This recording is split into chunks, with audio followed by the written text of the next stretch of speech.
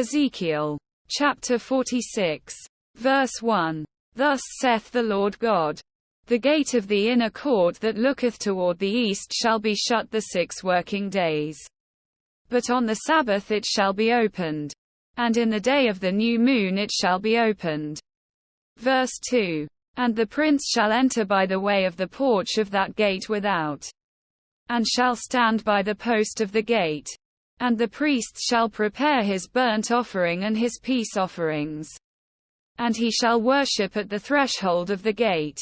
Then he shall go forth. But the gate shall not be shut until the evening. Verse 3. Likewise the people of the land shall worship at the door of this gate before the Lord in the Sabbaths and in the new moons. Verse 4. And the burnt offering that the prince shall offer unto the Lord in the Sabbath day shall be 6 lambs without blemish, and a ram without blemish. Verse 5. And the meat offering shall be an ephah for a ram, and the meat offering for the lambs as he shall be able to give, and an hin of oil to an ephah. Verse 6. And in the day of the new moon it shall be a young bullock without blemish, and 6 lambs, and a ram. They shall be without blemish. Verse 7. And he shall prepare a meat offering, an ephah for a bullock, and an ephah for a ram, and for the lambs according as his hand shall attain unto, and an hin of oil to an ephah. Verse 8.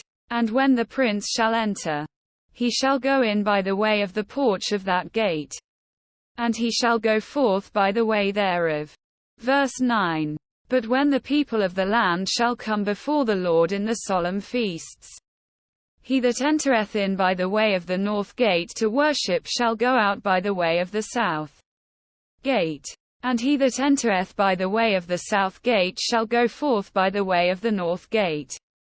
He shall not return by the way of the gate whereby he came in, but shall go forth over against it. Verse 10. And the prince in the midst of them, when they go in, shall go in, and when they go forth, shall go forth. Verse 11. And in the feasts and in the solemnities the meat offering shall be an ephah to a bullock, and an ephah to a ram, and to the lambs as he is able to give, and an hin of oil to an ephah. Verse 12. Now when the prince shall prepare a voluntary burnt offering or peace offerings voluntarily unto the Lord, one shall then open him the gate that looketh toward the east. And he shall prepare his burnt offering and his peace offerings, as he did on the Sabbath day. Then he shall go forth. And after his going forth one shall shut the gate. Verse 13. Thou shalt daily prepare a burnt offering unto the Lord of a lamb of the first year without blemish. Thou shalt prepare it every morning. Verse 14. And thou shalt prepare a meat offering for it every morning, the 6th part of an ephah, and the 3rd part of an hin of oil, to temper with the fine flour, a meat offering continually by a perpetual ordinance unto the Lord. Verse 15. Thus shall they prepare the lamb, and the meat offering, and the oil, every morning for a continual burnt offering. Verse 16. Thus saith the Lord God, if the prince give a gift unto any of his sons, the inheritance thereof shall be his sons. It shall be their possession by inheritance. Verse 17. But if he give a gift of his inheritance to one of his servants, then it shall be his to the year of liberty. After it shall return to the prince.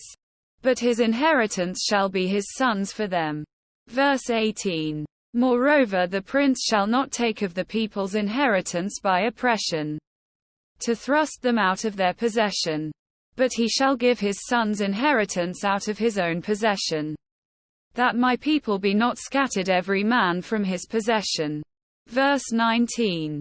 After he brought me through the entry, which was at the side of the gate, into the holy chambers of the priests, which looked toward the north, and, behold, there was a place on the 2 sides westward. Verse 20. Then said he unto me, This is the place where the priests shall boil the trespass offering and the sin offering, where they shall bake the meat offering, that they bear them not out into the utter court, to sanctify the people. Verse 21. Then he brought me forth into the utter court, and caused me to pass by the four corners of the court. And, behold, in every corner of the court there was a court. Verse 22. In the four corners of the court there were courts joined of 40 cubits long and 30 broad. These four corners were of one measure. Verse 23. And there was a row of building round about in them, round about them four. And it was made with boiling places under the rows round about. Verse 24.